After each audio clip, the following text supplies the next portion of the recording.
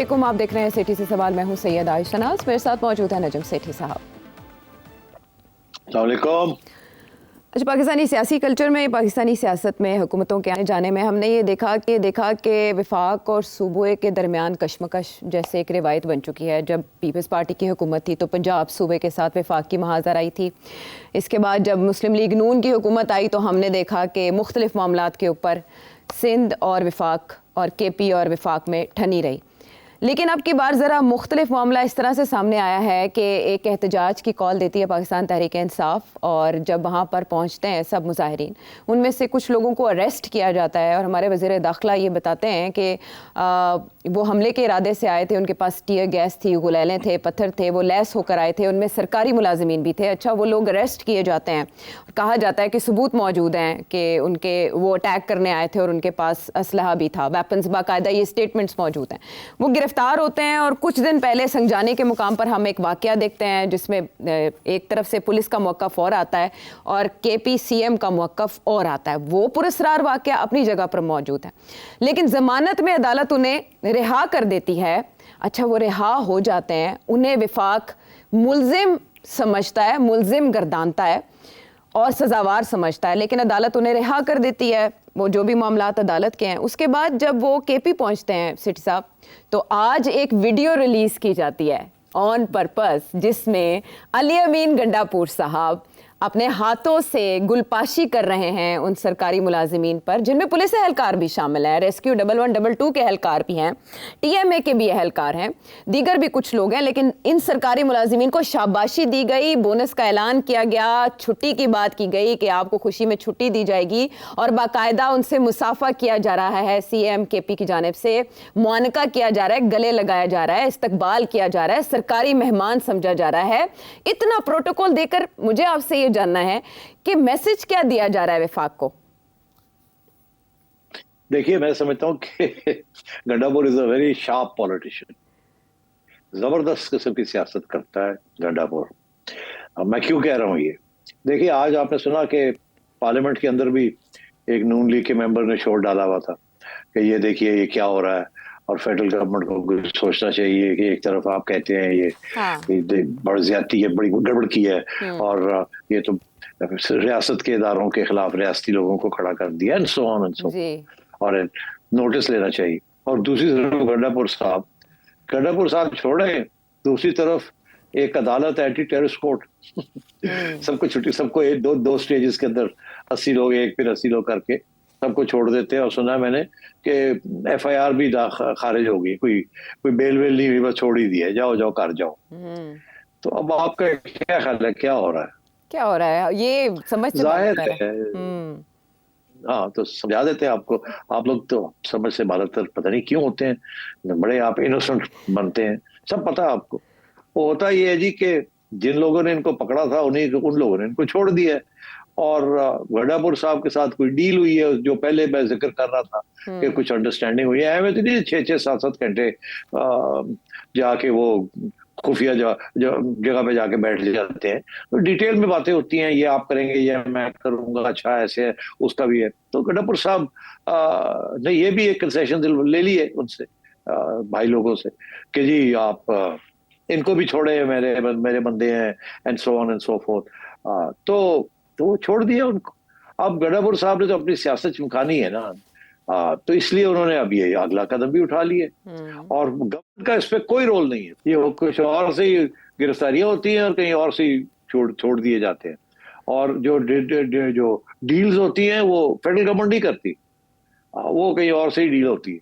तो इसलिए मैं समझता हूँ this is a further conformation कि गंडापुर साहब के साथ कोई अंडरस्टैंडिंग हुई है कि आप ये करेंगे, ये करेंगे, ये करेंगे, आप ये नहीं करेंगे, ये नहीं करेंगे, ये नहीं करेंगे, खान के साथ आप ये बात करेंगे, आप खान की ये बातें में हाँ में नहीं मिलाएंगे, और आप हमारी मदद करेंगे और हम आपको रहने देंगे।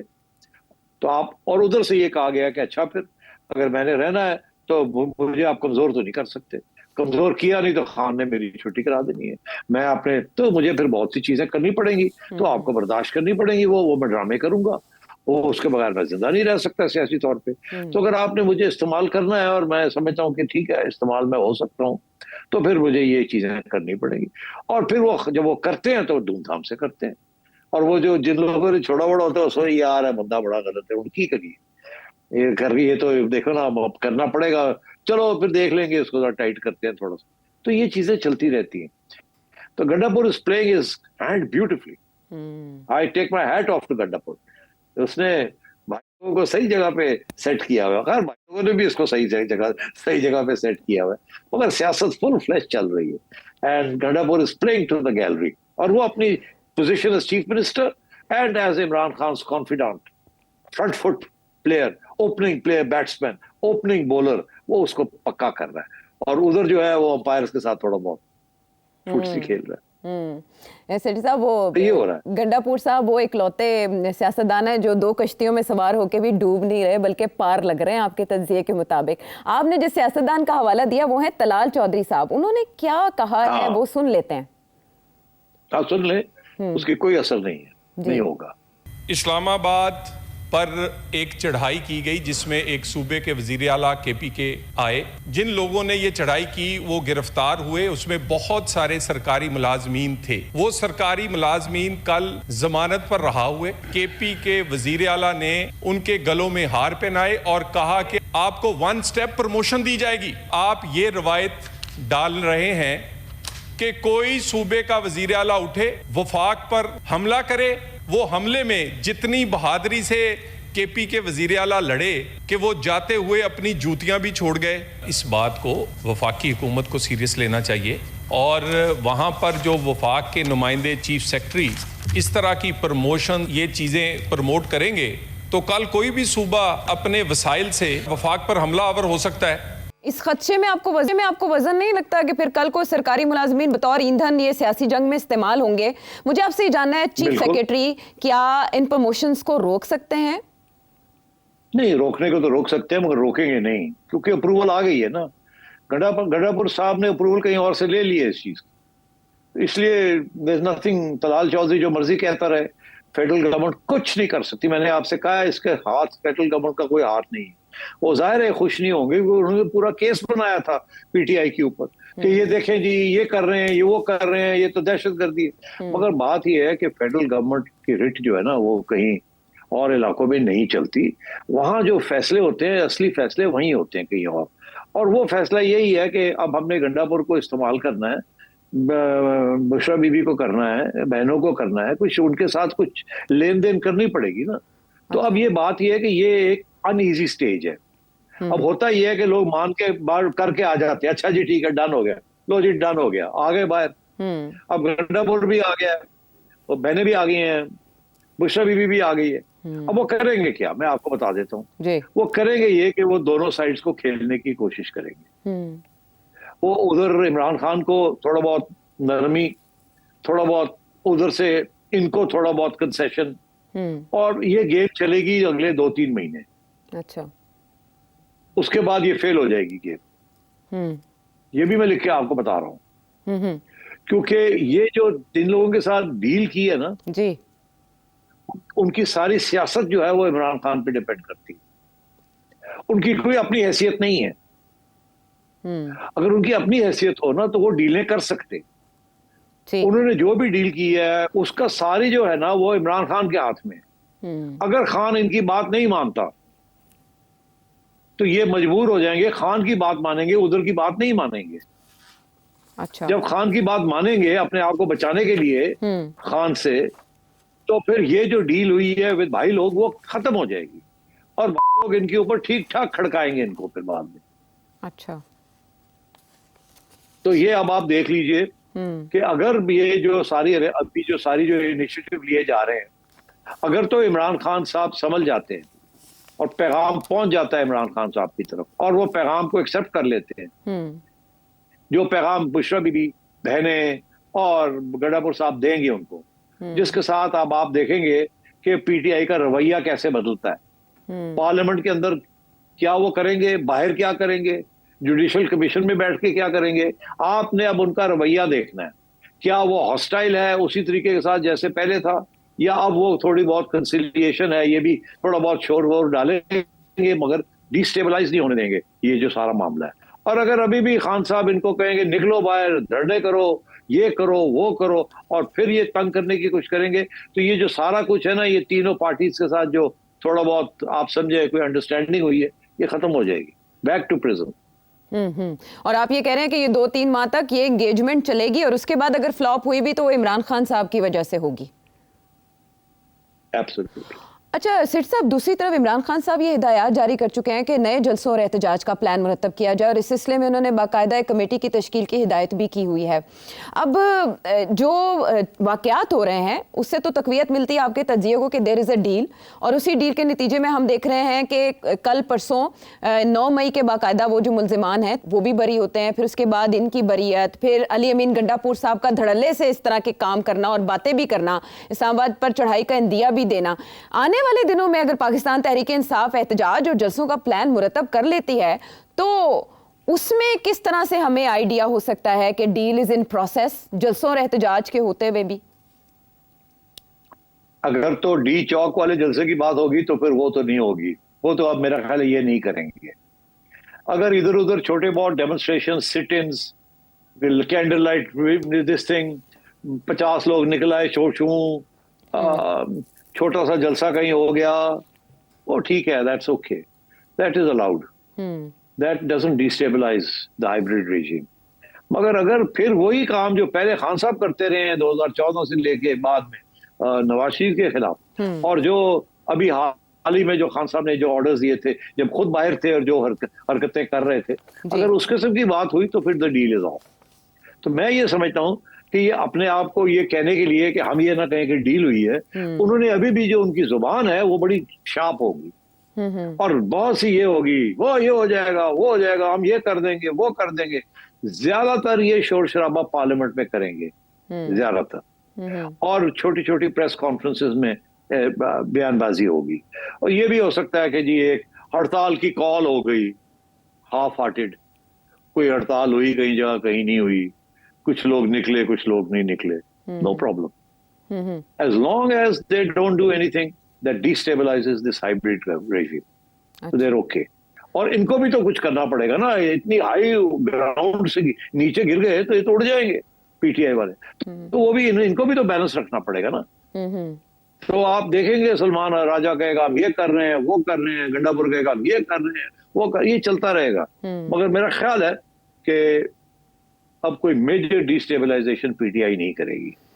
Part of the reason is के शायद हिम्मत ही नहीं रही, अब इतनी क्रैकडाउन आई है और आगे भी जिस किस्म के कानून बनने जा रहे हैं, और पैगाम यही है कि अगर आप बाज नहीं आओगे तो इस तो भी ज्यादा सख्ती होगी। तो मेरा ख्याल है वो पैगाम पहुंच गया है पीटीआई के लोगों, खान तक वो पैगाम जो है ना ये लेके जाएंगे। खान को ये नहीं कह सकते, खान के साथ तो उन्होंने जो करना था कर लिया, उसको तो पता नहीं साल से ज्यादा हो गया जेल में रखा हुआ है, और थोड़ा बहुत टाइट भी कर रहे हैं, वो पुरानी फैसिलिटीज भी थोड़ी बहुत डिफिकल्टीज कर रहे हैं। अब आप देखिएगा अगर खान की फैसिलिटीज भी बेहतर हो गई तो देन यू विल अंडरस्टैंड कि the message is getting through.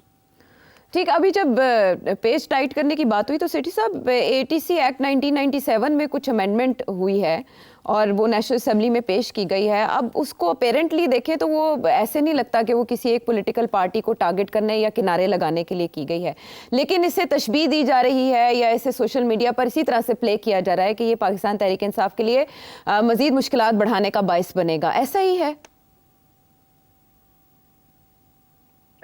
ऐसा नहीं है मगर हो सकता है, और अगर ये इंप्रेशन है तो अच्छी बात है from the establishments point of view कि हाँ अगर तुसी गड़बड़ की थी तो फिर भी थोड़े इस्तेमाल करेंगे, मगर इन प्रिंसिपल उनके खिलाफ नहीं है। In principle they have a serious problem in KP, frontier regions and in Balochistan, they have a serious problem. आपने देखा पहले इन लोगों ने बहुत से जेन्युइन टेररिस्ट जो थे तालिबान के या सेसेशनिस्ट, उनको गिरफ्तार किया था और फिर अदालतें छोड़ना शुरू कर दिया उन्होंने। तो अब ये सारा मिलिट्री कोर्ट्स, इसीलिए अगर आपने मिलिट्री कोर्ट में किसी को लेके जाना है तो कम से कम 3 से 6 महीने की तफ्तीश पहले पूरी चाहिए। तो मैं ये समझता हूँ basically this law is against genuine terrorist, मगर इसके अंदर छोटी मोटी वो क्लॉज छोड़ दिया जाता है कि अगर जरूरत पड़े तो फिर इसके अंदर ऐसे लोग जो तंग कर रहे हैं फॉर पॉलिटिकल रीजंस, अब ये डी चौक में आए ना फिर, तो इसके तहत वो फिर पकड़ के ले जाएंगे और कहेंगे अच्छा जी तुसी हुण गड़बड़ की है, तो वो एनी अदर रीजंस, जैसे पब्लिक ऑर्डर भी आ जाएगा, तो फिर जाहिर है फिर वो अदालतों में जाएगा, अदालत की मगर इस्तेमाल हो सकता है ये एक्ट। अलबत्ता ये है कि अगर जेन्युइन टेररिस्ट हैं तो फिर उनको 6-6 महीने वो रहेंगे और अदालतें भी नहीं छोड़ेंगी उनको। ओके अच्छा सेठ साहब, दोबारा अगर जाएं उस जाल की तरफ जिसके इशारे बहुत वाज़ेह हैं, अक्लमंद के लिए इशारा काफ़ी है। अब जो 9 मई का एक बयानिया मुस्लिम लीग नून या दीगर पॉलिटिकल पार्टीज जो पीटीआई की मुखालिफिन है वो बनाती थी, इस तरह की रिहाइयों के बाद, इस तरह की रिलैक्सेशन के बाद तो वो बयानिया दम तोड़ जाएगा। तो फिर क्या मिलिट्री ट्रायल, क्या आर्मी एक्ट और आने वाली तमाम तरामीम और वो तमाम धमकियां जो इमरान खान साहब के लिए थी वो सब ख़त्म हो जाएंगी। तो ये सब चीज़ें तो इमरान खान साहब को, उनकी सियासत को, उनके बयानिए को तकवीयत देने वाली है। इसमें इन पॉलिटिकल पार्टीज के लिए कुछ अलार्मिंग नहीं है? आप बिल्कुल सही कह रही हैं। इससे सिर्फ यही समझ आती है कि कोई सीरियस किस्म की डिस्कशंस चल रही हैं जिसकी बेसिक एम ये है कि खान साहब अग्री करें कि अगले 3-4 साल वो डिस्टर्ब नहीं करेंगे। आप देखें ना क्या बयानिया, काउंटर बयानिया क्या है। काउंटर बयानिया ये है आप माफी मांग ले तो मसला हल हो जाता है। अरे भाई, एक तरफ आप कहते हैं कि इतना बड़ा 9 मई का इशू है, रियासत को अटैक किया है, फलाना किया है, ये हो गया। एक तरफ तो इतनी संजीदगी के साथ और सीरियसनेस के साथ आपने एक बयानिया बनाया खान के खिलाफ, और अब आप उनके बंदों को छोड़ रहे हैं। ऐसे ही है ना जी। तो आप वाली बात सही है। इसका ये मतलब है कि this is a serious attempt कि अब खान और खान के लोगों के साथ कोई बातचीत शुरू हुई है। माफी वो नहीं मांग सकते मगर अंडरस्टैंडिंग जरूर हो सकती है जिसके साथ मामला आगे अब चले। अब ये बातें छोड़े, हम भी ये बोलते हैं, आप भी थोड़ा बहुत डी चौक और ये नॉनसेंस जो है ना इसको बंद करें और अटैक करना रियासत के इदारों को बंद करें। जुडिशरी अब आपको नहीं सपोर्ट करेगी जिस तरीके से आप समझ रहे थे। क्रैकडाउन हमने करके दिखा दिया, जिसको चाहे पकड़ के ले जाएं। तो अब आप रहने दें। बेहतर यही है कि let's find a modus operandi, let's start talking कि अगले 3-4 साल के बाद आपको अगर मौका मिलना है फॉर अ न्यू इलेक्शन तो let's start talking about the way forward. हम नहीं चाहते कि आपको मिलिट्री कोर्ट के अंदर ट्राई करें। आप पॉपुलर हैं, हम भी नहीं चाहते कि हम कोई अनपॉपुलर सी चीज करें, मगर आप हमें मजबूर कर रहे हैं। जब आप हमें डिस्टेबलाइज करते हैं इस तरीके के साथ तो then we can't tolerate it, then the state will do what the state has to do. तो खान साहब अब आप रेकनसाइल करें। आप हमें नहीं ओवरथ्रो कर सकते, आप हमारे अरेंजमेंट को ओवरथ्रो नहीं कर सकते और हम आपकी पॉपुलैरिटी को खत्म नहीं कर सकते। तो let's now understand how to move forward. ठीक है, दिस इज व्हाट्स हैपनिंग। ठीक। और पिछले एनालिसिस में आपने कहा था कि इस अपॉर्चुनिटी का फ़ायदा इमरान खान साहब को उठाना चाहिए। वैसे भी अक्टूबर में बहुत इशारे मिले हैं खान साहब को, तो हो सकता है कि खान साहब ने वो सिग्नल्स कैच कर लिए हों। बहरहाल पाकिस्तान तहरीक इंसाफ का अगला बयानिया क्या हो सकता है? 8 नवंबर को होने जा रहा है पेशावर में जलसा। उसमें लीडर्स के जो बयानात होंगे वो बताएंगे कि बैरोमीटर क्या बता रहा है। हम वापस आते हैं। नहीं आयशा, लीडर्स के नहीं बताएंगे। पेशावर में जलसा हो रहा है, जो 10 जलसे करन पेशावर है, कोई प्रॉब्लम नहीं। अच्छा, वाह, गाली गलोच यही तो चीज है, करो। लेकिन मिलिट्री लीडरशिप को या फौज को तो नहीं निशाना बनाएंगे? फौज को बिल्कुल निशाना नहीं बनाएंगे, बिल्कुल नहीं बनाएंगे। हाँ, और कहेंगे कि हम हुकूमत का तख्ता उल्टेंगे, इस हुकूमत को हटा के दम लेंगे।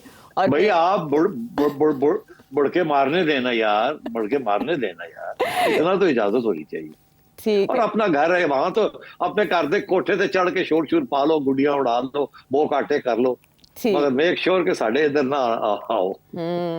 ये है सियासत, हाथी के दांत है खाने के और दिखाने के और। हम वापस आते हैं एक ब्रेक के बाद।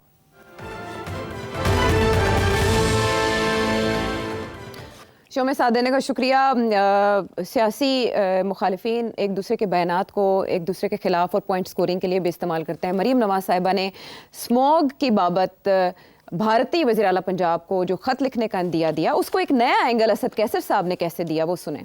मैडम मरीम नवाज ने स्टेटमेंट दिया था परसों। उसने कहा कि हम स्मोक का बड़ा इशू है और हम चाहते हैं कि इसकी कोई सरहदात नहीं होती और उन्होंने जो पंजाब की हुकूमत है इंडिया की, उससे कहा कि इस पे हम ज्वाइंट काम करना चाहते हैं। शुक्रिया। हमें इसके स्टेटमेंट पे इतराज नहीं है। मैं सिर्फ एक पॉइंट वाजे करना चाहता हूँ, जब हमारे चीफ मिनिस्टर ने बात की कि हम अफगानिस्तान के साथ बात करना चाहते हैं, वहाँ हमारी मौत और जिंदगी का मसला है, वहाँ हमारे रोजगार का मसला है, कारोबार का मसला है, तो इस पे यहाँ की जो डिफेंस मिनिस्टर ने जो शोर मचाया, उन्होंने कहा ये तो बहुत बड़ा इन्होंने बगावत की है, एक सूबा किस तरह दूसरे मुल्क के साथ बात कर सकता है। तो आप बात करें तो वाह वाह, ठीक है। और हम अगर अपनी मौत और जिंदगी की बात करें तो उस पर आप जो है समझते हैं कि आपने गद्दारी की है, स्टैंडर्ड एक होनी चाहिए। जो मरियम नवाज बात कर रही है, इस तरह अलीमीन ने भी बात की थी। दलील में वजन है सेठी साहब? नो, कोई वजन नहीं। पॉलिटिकल पॉइंट स्कोरिंग बिल्कुल है, मगर वजन बिल्कुल नहीं है। दोनों बातों में बड़ा फर्क है। फर्क यह है कि Afghanistan is a national security issue. अच्छा। Smog is not in Lahore is not a national security issue. Afghanistan is the source of terrorism in Pakistan, and not just in KP. It's also in other areas of Pakistan. Taliban जो हैं, पाकिस्तानी तालिबान जो घुस बैठी हैं वहाँ, उनको support मिल रही है अफगान गवर्नमेंट से, और अफगान गवर्नमेंट ने क्लियर कर दिया है कि हम ये हमारे मेहमान हैं, हम इनको रोक नहीं सकते, आप इनके साथ जो करना है करें।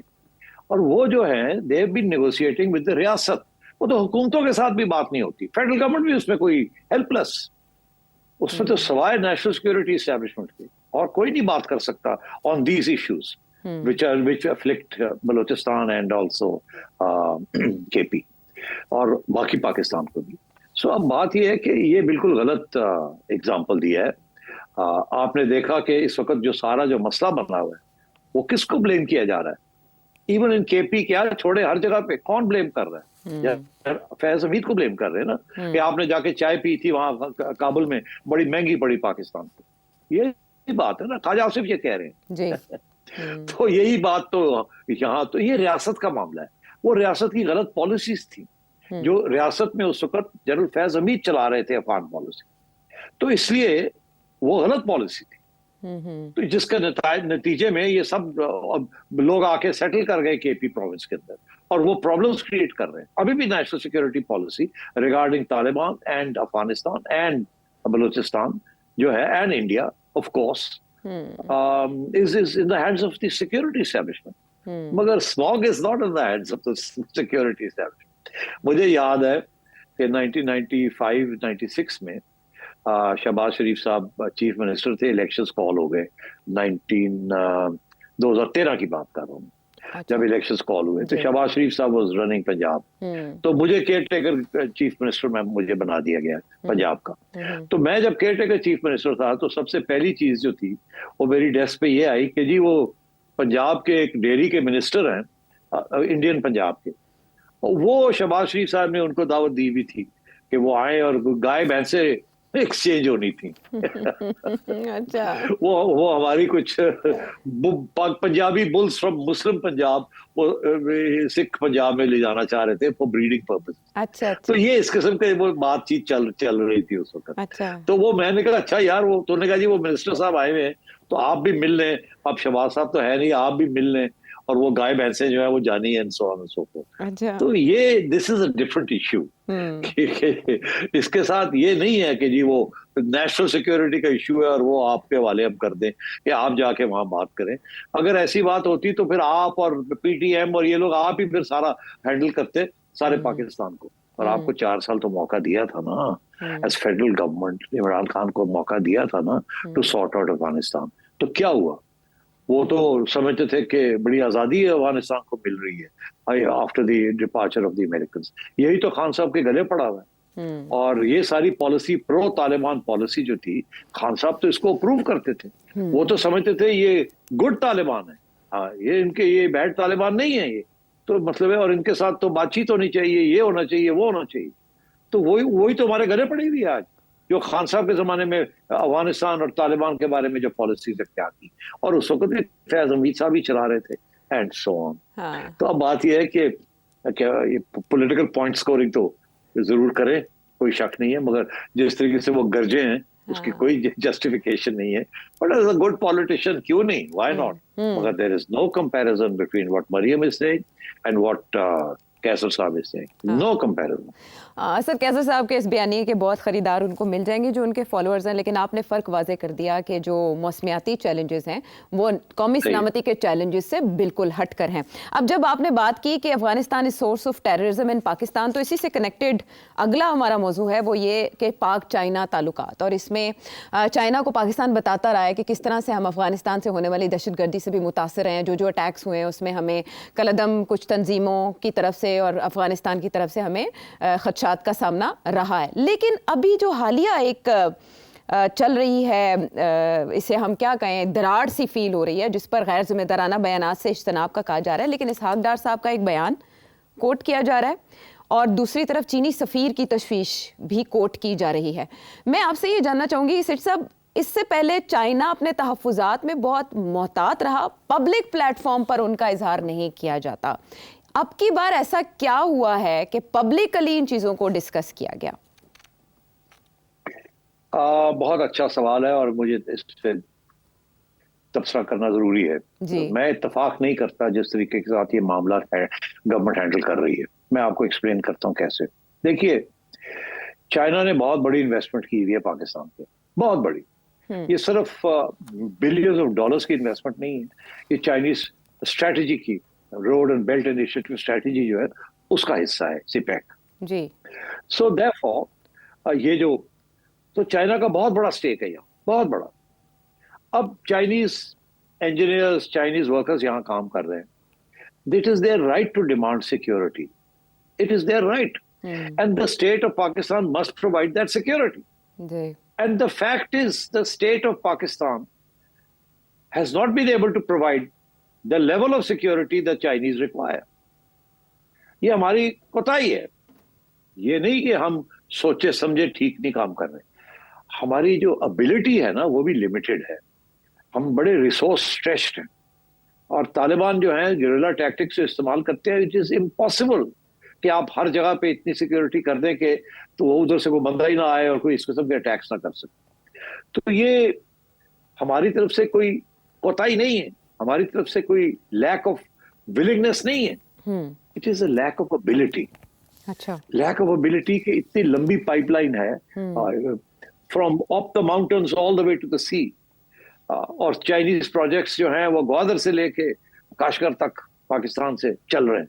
तो it's is impossible to provide very high level security. सारी फौज लग जाए तो फिर भी ये बड़ा मुश्किल हो जाएगा। तो एक तो ये प्रॉब्लम है। हम कर रहे हैं कोशिश, जिस हद तक हो सकता है हम कर रहे हैं। फॉर एग्जांपल, अब हमने नए कानून बना दिए थे कि जी चाइनीज जो हैं वो बुलेट प्रूफ व्हीकल्स जो हैं उसके अंदर ट्रैवल किया करें। अब हम कैसे करेंगे?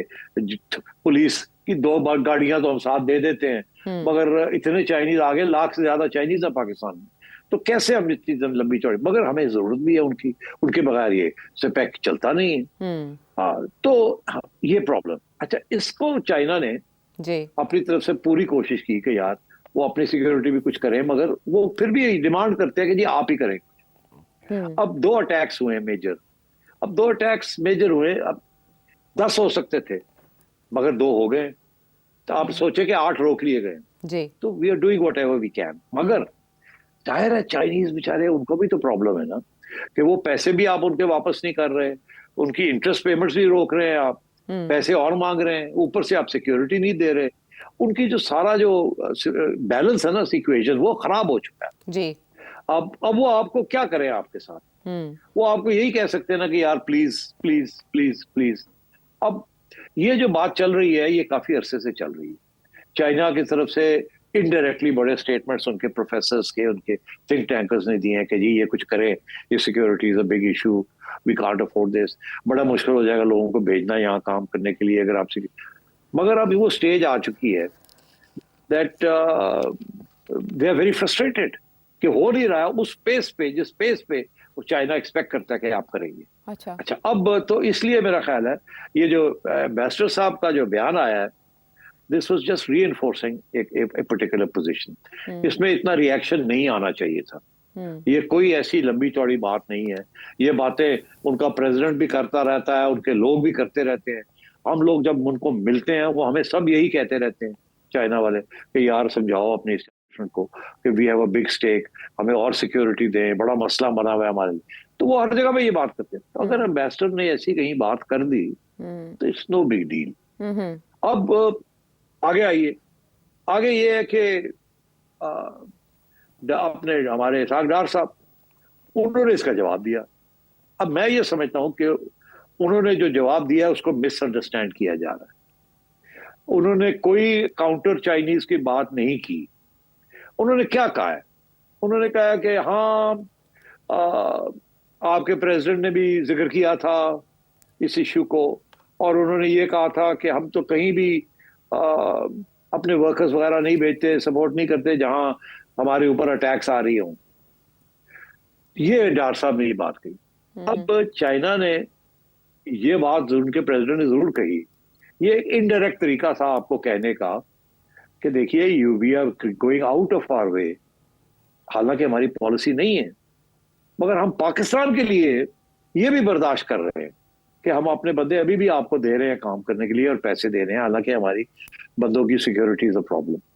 मगर इसका ये मतलब नहीं है कि हम कहते हैं ठीक है नो प्रॉब्लम, प्रॉब्लम है, मगर हम इतना we have gone out of a way कि आपको हमने इधर भी अभी भी हम अपने बंदे दे रहे हैं आपको। तो खुदा मतलब उनका ये था कि यार थोड़ा सा प्लीज और सिक्योरिटी प्रोवाइड करें, हमारे मजबूरियां हैं हमारी, हम ऑलरेडी बड़े एक्स्ट्रॉर्डिनरी कंसेशंस आपको दे रहे हैं, तो प्लीज थोड़ा सा जरा ख्याल करें। ठीक। अच्छा, जिस तरीके से डार साहब ने ये कहा उससे ऐसे कुछ लोगों ने उसको इंटरप्रेट किया कि जो वो कह रहे हैं कि आपके प्रेसिडेंट को तो प्रॉब्लम नहीं था, आपको कहां से प्रॉब्लम हो गया। नहीं, प्रेसिडेंट को प्रॉब्लम था।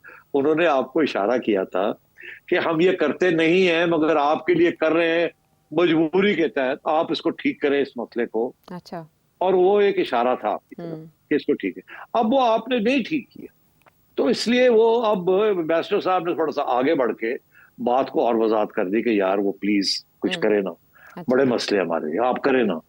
अब डार साहब ने, मेरा ख्याल है वो ये कहना चाह रहे, वो कहना ये नहीं चाह रहे थे कि भाई व्हाट्स द प्रॉब्लम, तेनू की तकलीफ हो रही है, ये नहीं कहना चाह रहे थे वो, मगर वो लगा ऐसे, वो कह रहे तेरे प्रेसिडेंट ने तो ओके करता है, तेनू की तकलीफ है। समझे आप?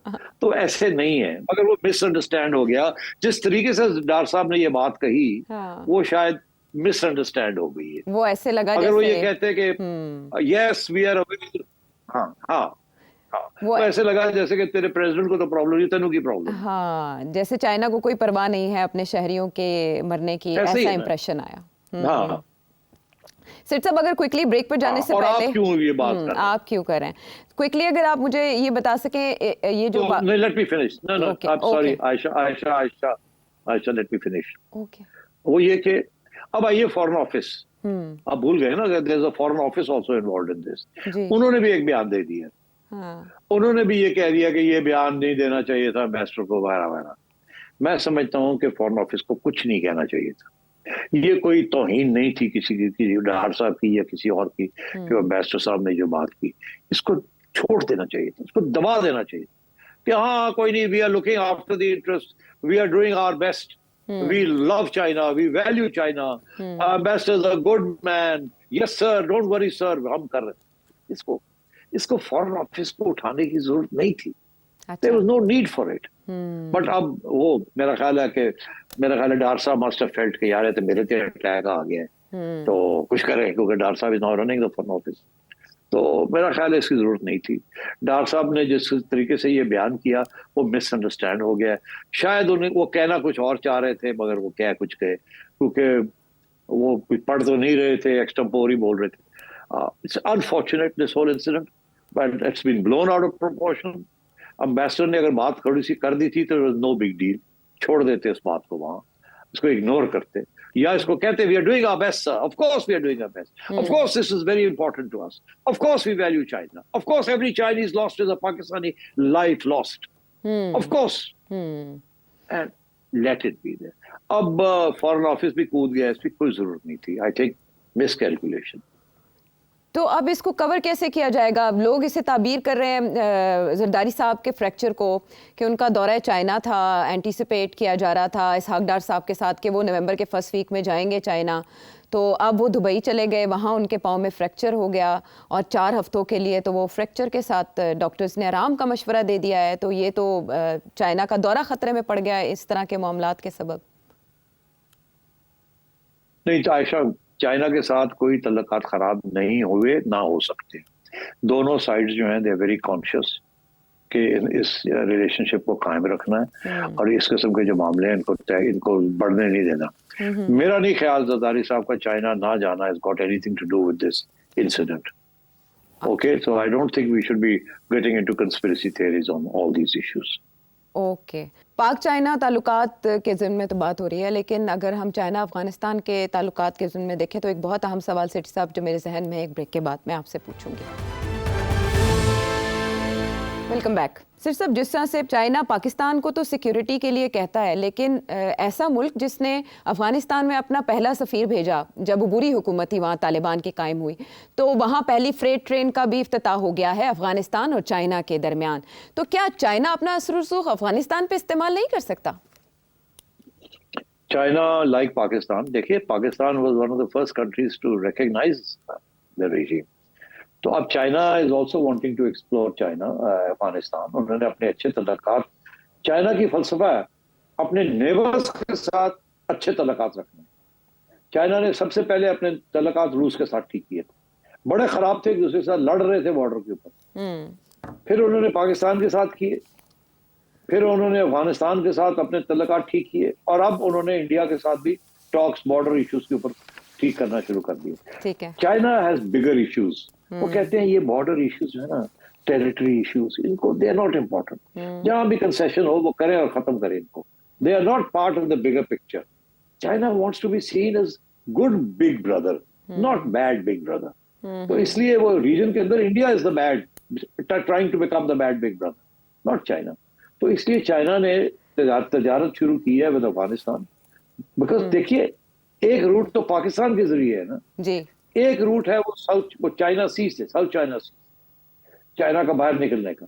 अब ये जो रूट है सिपेक वाला, इसमें भी प्रॉब्लम आनी शुरू हो गई, तो अब वो अफगानिस्तान से भी एक रूट निकालना चाह रहे हैं। सो इट्स परफेक्टली अंडरस्टैंडेबल कि वो अफगानिस्तान और रूस के जरिए और ईरान के जरिए दे विल ट्राई, और तुर्कमेनिस्तान, इस सेंट्रल एशियन रिपब्लिक के जरिए एक रूट निकालेंगे। वो रूट उनके लिए तेल भी लाएगा और आप चाइनीज एक्सपोर्ट्स भी जाएंगे। तो I think the Chinese very wise policy कि अब उन्होंने सारी इन्वेस्टमेंट जो है चाइना की है, ट्रेन शेन, ये बहुत महंगा पड़ता है, इतनी जबरदस्त वो रूट बनाया, बड़ा खर्चे हुए हैं उसके ऊपर, मगर क्या वो they trying to open it up, they trying to open up the region, ताकि उनको अमेरिका और वेस्ट जो है सराउंड करके स्ट्राव ना करे। वो पाकिस्तान पे प्रेशर है, ईरान पे प्रेशर है अमेरिका का। आप तो देख ही रहे हैं कि ये सिपेक को बंद करें, ये करें, वो करें, ईरान के साथ पाइपलाइन ना करें। तो China has to worry about all these things, इसलिए वो ऑल्टरनेटिव्स भी साथ साथ ढूंढ रहे हैं।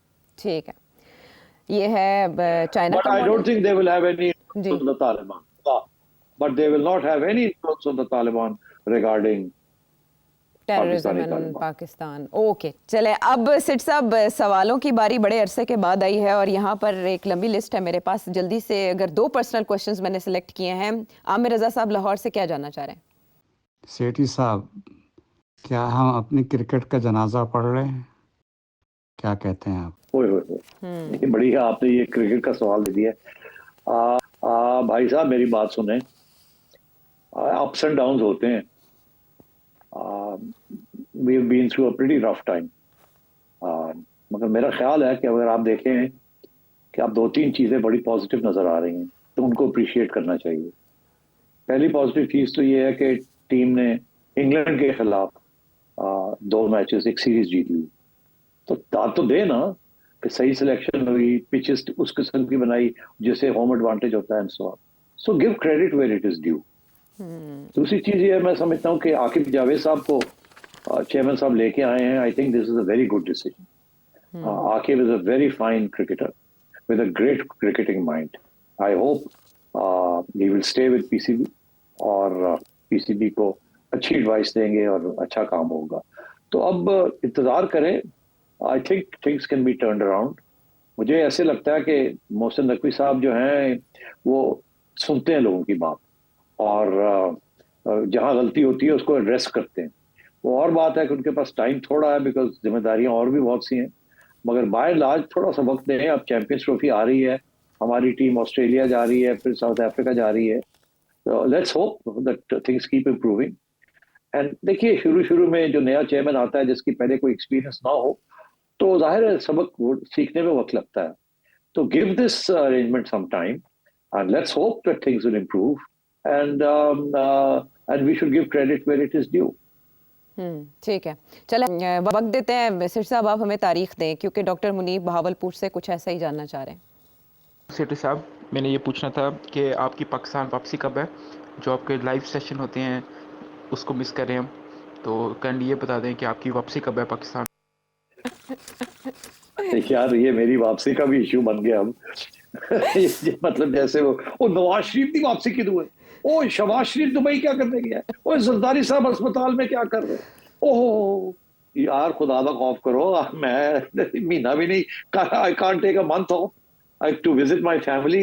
पार्ट ऑफ इट वो कोई अमेरिका बैठा है, कोई लंदन बैठा है, तो कोई ऐसी बात नहीं है. मैं और आपका हुक्म है उसकी तामील होगी. मैं जुगनू को भी कहता हूँ चल भाई मेरा टिकट कटा तू, मैं जा रहा घर, मुझे बड़ा मिस किया जा रहा. ठीक है ना? ओके मैं आ जाता हूँ जी.